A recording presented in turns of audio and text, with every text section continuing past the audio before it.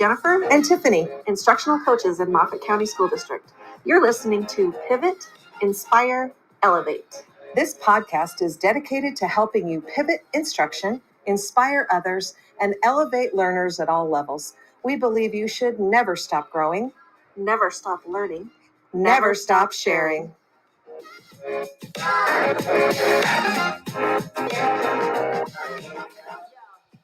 Hey, welcome to episode 3 of Pivot, Inspire, and Elevate. Our first 3 episodes this year have been focused on Marzano's category of context and from his models of operation. And his context category encompasses the elements and strategies that help us meet students' basic psychological needs. It's their context for learning. So episode 1, we focused on relationships. Episode 2, we focused on rules and procedures. And in this episode, we're going to focus on the design area of communicating high expectations. And we know that we want to expect have high expectations for all kids, but in Marzano's model of instruction, his strategies in this design area are really focused on the reluctant learners that we rarely have. Have you ever had a reluctant learner? Never had a reluctant learner. It's those rare instances when you have reluctant learners. So in his model of instruction, he'll have elements under his design area, and then he states his goal. So the goal in this design area is really to have reluctant learners feel valued, which I thought was interesting as I was reading. To have them feel valued. Right. Okay. Yeah, feel valued and not hesitate to interact with teacher or their peers. And I get that, but it was the feel valued that was weird. But then as I read it and as we talk, you're going to understand what he means. It is interesting. And so I don't know if some of you remember, there was a study that came out a while ago that, well, when I say a while ago, I talk about what do I mean by a while ago, so Jen? When she was a while ago, that could be yesterday. That could be an hour ago. That could be 7 or more years ago. Correct. So it was quite a few years ago, but there was a study that they had done, and I don't know who the they is. I'm just going to say that. But it was where they had tested kids in a class, and then they told the teacher that the lowest kids had gifted qualities, or not every low kid, but they identified some kids that weren't gifted, but told the teacher they were. And then the other kids, they said they're just at grade level. They don't have gifted tendencies. And they found that the teacher actually, unwittingly, her behavior changed toward them. And her expectations changed. And those kids grew more than the kids who were actually gifted. So I think that's where he bases a lot of these strategies and elements on. And so we need to pay real special attention to the strategies, the rigor in which we use those with all kids. And that's hard because I think that's the nature of teachers. We are caring and we don't want to see people struggle. And this isn't putting kids on the struggle bus. It's unwittingly, do we support them too much? So element 41 is one of the elements under there, and it's demonstrating value and respect for reluctant learners. And so we have to identify, and one strategy under that element is identifying the differential treatment that we often give reluctant learners. Sometimes without even knowing that, we're just not even knowing that we're doing it. Guilty, totally guilty right here. I am a recovering enabler. I'm not an enabler of anyone. We all know that of Jen. That might be your hot button. And I am a recovering enabler. Still, 12-step program here. Okay, so the first thing we have to do is bring awareness to what we're doing. I am fully aware when I'm enabling people. Are you? No. I'm trying.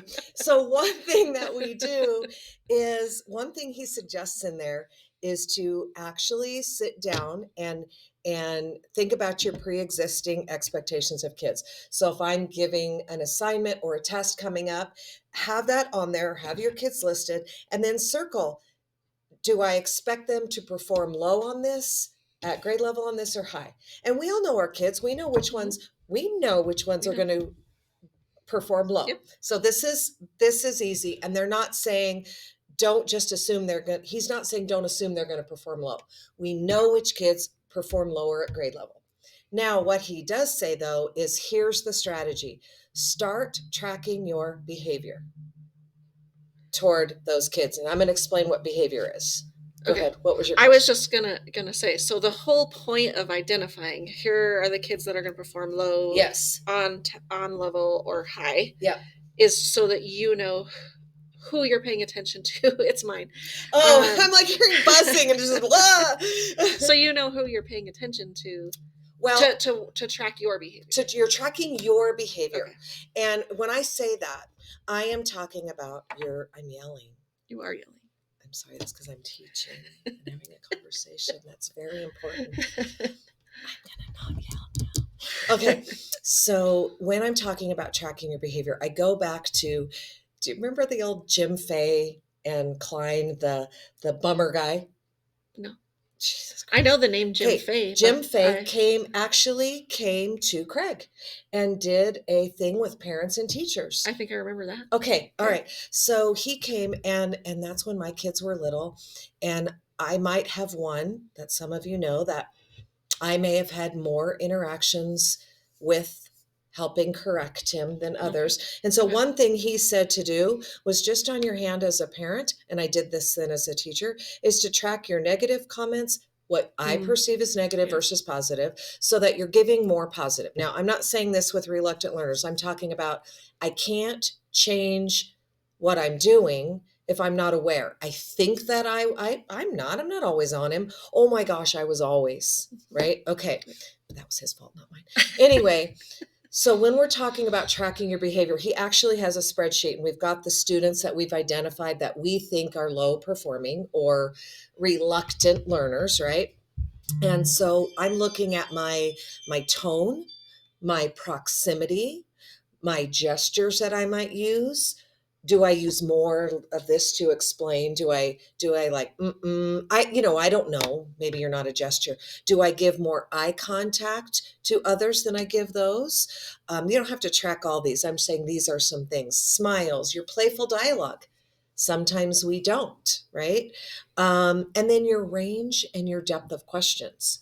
So do I always lob those easy questions versus maybe something that can help them, because they're not always the not deep thinkers. They're just shy sometimes too. It's also and that leads to quality of interaction. Do I give them different types of feedback? Do I give them low quality feedback? Do I give them more coaching, which subliminally, can't say that one because I talk too fast, subliminally tell them you need my support, right? Do I call on them less? Blah, blah, blah. All those, think of those things that you might want to track. And then that then enters, once I'm aware and once I'm realizing, oh my gosh, unwittingly, I don't give them as many questions. I give them low level questions. I'm standing by them more, or I avoid them. I give them a partner versus me helping. I don't know what your behaviors are. And then we can talk about now, what are ways that we can start showing them that, hey, you can do this and you are a deep thinker. So thinking about tracking those behaviors, I think it'd be easier for someone else to be watching me and marking these things down. I have an idea too. Okay. So yes, you can have somebody else come in and say, I want you to watch blah, blah, blah. And they can track that. But y'all, most schools in our district have you all have phones, you all have iPads. You don't have to have a swivel. Yeah. So you've all got iPads. Film a lesson. And that way you could still focus on your lesson and you're not trying to track in the middle of your lesson. Film yourself for 15, 20, 30, film yourself in different points of the day. And then go back and you can look for each behavior and then look for this next behavior and look for this next behavior. It will transform. I had no idea. I tracked how often I asked boys versus girls a question. I call on boys way more than I called on girls. And I think it was because it was a behavioral thing for me. Like I wanted to keep them engaged. Even though girls were just quiet, they may not have been engaged, But I did. I was really bad about that. You know what's funny about when you say that is in my student teaching, that was one of the feedback things that Uh-huh. I got is that I call on, and I don't remember which one it was more often than others. Uh-huh. So now I every time I am just cold calling, I am doing okay, boy, girl, boy, girl. Yeah. I just alternate. But we change our behavior Yeah. because of that. We Yep. do. Yep. Isn't that That wild? is But very we had to interesting. be aware of it. Yep. Yeah, I did. So I'm thinking And about often we will call on people to, like, they're not paying attention, so I call on them to bring them back in, and that's not that would be a behavior tracking. Is that what I'm correct. doing? Yeah. Because then you're calling attention to Mm-hmm. that type of student, which we Mm-hmm. might Which might categorize be that a as reluctant reluctant. learner. Yeah. So how do we ahead of time? I don't know that we're going to know what behaviors to track. No, and I'm going to link in there his example from the book, his Okay. models of instruction tracking spreadsheet, and it has all the behavior. It has those general behaviors that I named, and then if you wanted to add more, you could, and then you would add the student names on the other side. So Okay, that makes I'll sense. put that in there Okay. for someone to start with if they want.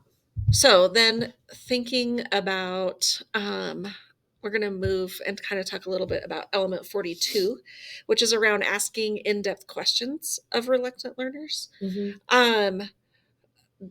But I'm not, I know we know that there are certain depths of questions that we can ask, right? We don't want to always ask surface questions. But I'm not going to talk about that today. Right, I'm because not going to we know that. we're aware that there are different levels of questioning that Uh-huh. we need to be working on. That's a different thing to track, and that's a Um, different thing on the models of instruction mhm. too. Yeah. So thinking about response opportunities. Yes. So I know being in classrooms that often, and I think this got really old, is in order to quickly solve the problem of calling on the same people, like because same kids raise their Raise hand. your hand. Right. Yeah. Same kids raise their Mm-hmm. hand. Same kids are the ones volunteering for the answer most of the time, Yep. right? And they might be reluctant learners. They might not be reluctant learners. So these that I'm going to talk about really are best for everyone, not just your reluctant learners, but it kind of hits so that you're not treating the reluctant learners differently and they get the same opportunities. It's about the opportunities, right? Yeah. Yeah. So first I wanted to talk about group responses, because a lot of times we tend to fall back on just raise your hand to answer the question, and it's all individual Because it's quick. Yep, very quick, and we can move our lesson along And it quicker. makes us feel good when someone can answer the question, because then we know we've taught it well. That's right. I think unwittingly we do. We probably do. So I know we've talked Ad before nauseum about different ways to do it, and one of those ways is, for the elementary anyway, is popsicle sticks. I'm so tired of the popsicle stick, but that's an individual response one. But I want to talk about group ones first. Let's focus here. Let me focus. So the group ones. So it reminds me a lot of the Kagan structures. Yes. Some of the suggestions that Marzano has for that. So one that is easy to do would be your groups. So if your desks or tables, whatever setup that you have, if the kids are already in a group of some sort. So it could be, okay, here's the question, talk it over with your group, and then we'll have tables share, or groups. Groups will share out. Yep. So it's everybody is talking, everybody is getting an answer. So everybody is having a chance to have a response. And then the share out doesn't take as long, one, because you're not asking everybody, and two, because you're doing your groups. Not that you have to call on every group anyway. When you were talking about that, do you think it just is, it's the nature of school. We've done it for so long. And then as people student teach, they tend to student teach with veterans. Not every discussion has to be a formative assessment of each individual kid. No. That's why we don't have to always just call on each individual to tell me their answer. That is discussion for learning. And I think it's just a shift in our thinking. Because that used to be it. I got to call on this kid, call on this kid, call on this kid. Mm, No, I don't not see so that as much. much anymore. Okay, I good. think it is more around discussion. Like we're having Good. conversation around whatever our topic of instruction is. I'm just really old. That's well. I'm not that much younger than you. She always says that. 10 So, years is a at any big rate, jump in education. Okay, anyway, whatever. Blah, okay. blah, blah. So groups. That's the easiest one. Mm-hmm. Groups. Mm-hmm. I love. Even though I don't really like to do it as a learner, but I like to do it with my students.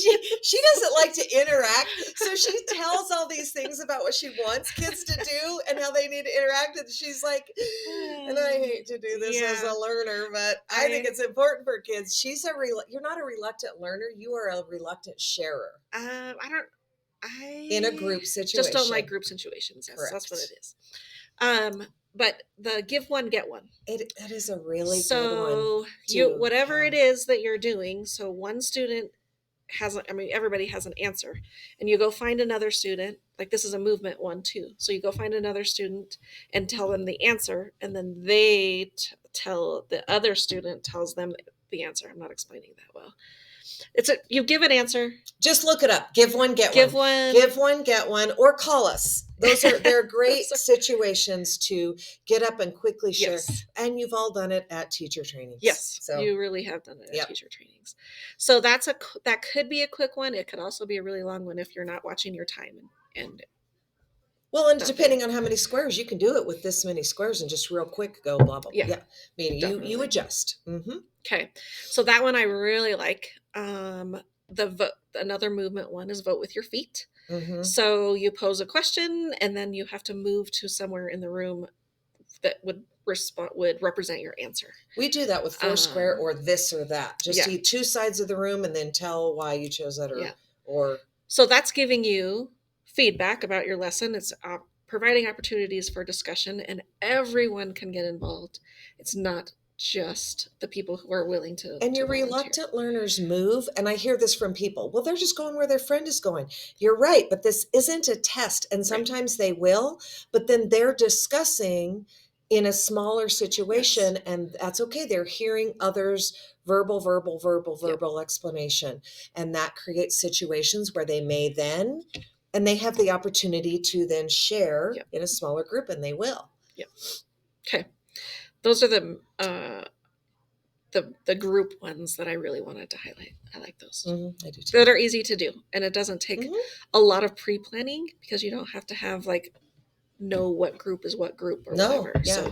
So it's something that you can do. You can pull out of your pocket right then. Say, oh my gosh, there's some misconception right now. Stand up. If you think it's this, if you think it's this, stand on this side, stand.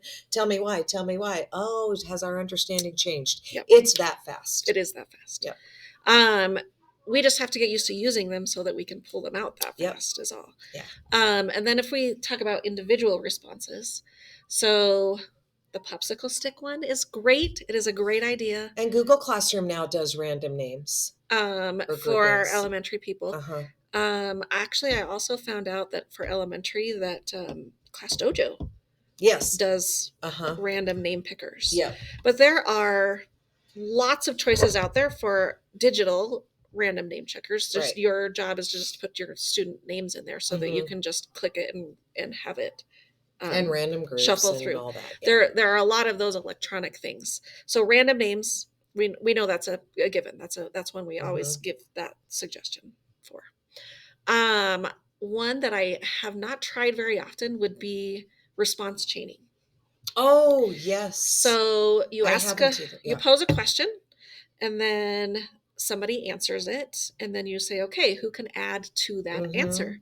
So then somebody is going to add on and elaborate the answer. And it can also be like, I know the older grades here that I've worked with, we say things like, yes, and then they add it, or they say, I don't agree because, and that's another way to add on. It doesn't have to be when I say positive and negative, I'm not even talking about bad or good. I'm talking about, it can be an agree or don't agree, and here's why. It's just it's a chain to keep the conversation going around your topic. And in depth. Yes. It's to deepen the conversation. It's not just very surface. Right. Another one that real quick. The last one I think I'm going to talk about is the whip around the room. And this one is more just we're gonna hit everybody. So be prepared. You're just randomly, it can be either in a pattern or just you're calling names. You're next to respond to the question. And everybody is required to respond in some way, shape, or form. Whip around the room. You know what that makes me think of? And this isn't an example of whip around the room, but it makes me think of when and if you do this, there's nothing wrong with it. I'm telling you what my feelings as a learner was when we did the math facts around the world. Oh, yeah. Or whatever. Oh God, I was always great at it because I was terrified and embarrassed if I had to sit in somebody else's seat. And I lost the first time. Oh my God, I hated ones like that. It's definitely not one People that think I'm I'm outgoing, but I hate, yeah, don't. Not suggesting. I don't think that shows the type of value and respect. What that shows is we're valuing speed, and there is a place for speed, but for sure. I also, but when we're talking about here, yeah. I also don't think that is what this is talking that's about. What I'm saying. Just a game. It's just that's a just game. a game. That's what I'm saying. This isn't showing what we want to show. It's not a way of response. That example is not a response. No, but when you said whip around the room, that's what I thought about. But that's not. That's just I want to hear everybody's thoughts on this. Is what whip around the room. It's not everybody's taking a turn at doing this. It's everybody's going to share their thoughts. Is what whip around the room is. It's not around the world. Nope. Thank you. Not around the world. I just wanted to be clear because I don't like that. As a learner, again, I don't like whip around the room, but it's good. It's good instruction. We have to be in those situations. We do have to be in those situations. Let's be transparent here. Jen says to me, let's do a podcast. Let's do a video podcast. And I'm like, like, okay, because I don't tell Jen no. And then she's like, I'm so uncomfortable with this. And I'm like, we're doing this. which is what we have to do to grow, right? Yes. We don't grow if we're in our comfort zone all the time. We have to be outside of our comfort zone. And I'm very uncomfortable that you don't have the blur on your camera for me. Okay. Yeah, no blur. Anyway. Okay, last thing that I'm going to say on mine before we close up today is wait time. And I know that we joke about wait time often when we're having conversations with our peers, but really, silence is okay. And it might feel like hours that there is silence, but somebody is going to get uncomfortable enough to say something, whether that answer is going towards the direction that you wanted or not. Somebody is going to say something and it's going to spark conversation. So wait time.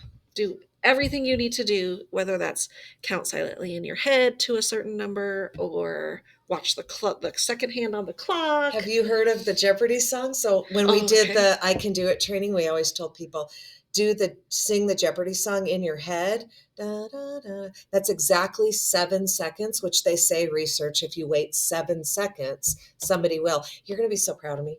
So I met with the grade level this morning, and we were going through some stuff, and a question was out there, and I just sat there. Yes, I sat there and didn't say anything. I sat there.